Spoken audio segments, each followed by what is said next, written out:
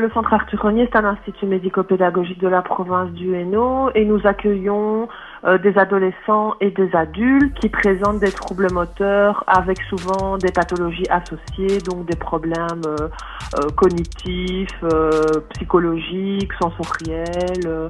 Voilà, donc on a des personnes qui sont en général à mobilité réduite et qui présentent des problèmes intellectuels associés. Et on a à peu près 200 résidents quand on fonctionne à plein régime. C'est une population à risque ? Oui, c'est une population à risque pour le coronavirus, notamment nos adultes plus âgés, parce qu'on a quand même une moyenne d'âge assez élevée dans notre service résidentiel. Et donc, on a des gens, un peu comme nos grands-parents, donc qui sont plus fragiles parce que l'âge est là. Et ce sont en plus des résidents qui, de par leur handicap physique, présentent des fragilités sur le plan pulmonaire, en lien avec leur handicap. Et donc ça les fragilise beaucoup par rapport à ce virus.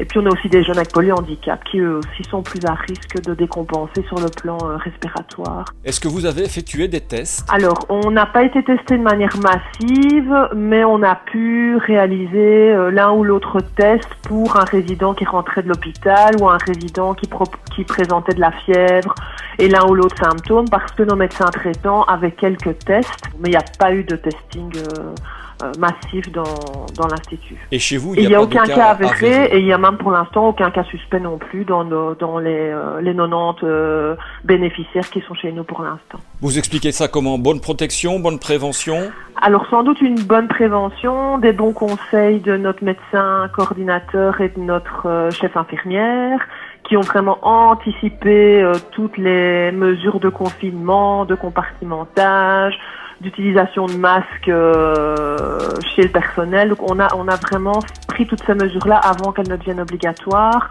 Et donc on a pris, je pense, une longueur d'avance sur le virus.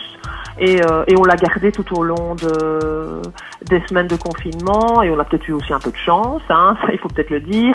Et j'ai des collaborateurs qui font extrêmement attention dans leur vie privée et évidemment quand ils sont ici par rapport à toutes les mesures d'hygiène et de précaution. Et on est bien équipé sur le plan du matériel de protection. Donc je pense que tout ça fait que on en est là aujourd'hui. Vos résidents sont confinés. Comment est-ce que vous gardez le lien avec les familles ? On a une page Facebook qu'on avait déjà auparavant, mais ici on a créé une page coronavirus qu'on a appelé ça, où on met beaucoup de photos et de vidéos de ce que l'on vit ici, et c'est même parfois très drôle d'ailleurs. On a des collègues qui font des petites mises en scène, on envoie les photos des résidents, des petits témoignages, donc comme ça permet à l'entourage amical et familial de voir et de commenter une série de photos.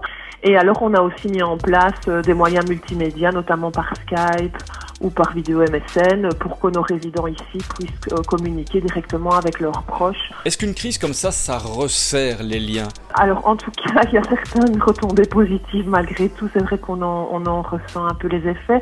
C'est que des collègues de différents services ont été amenés finalement à collaborer, à travailler ensemble.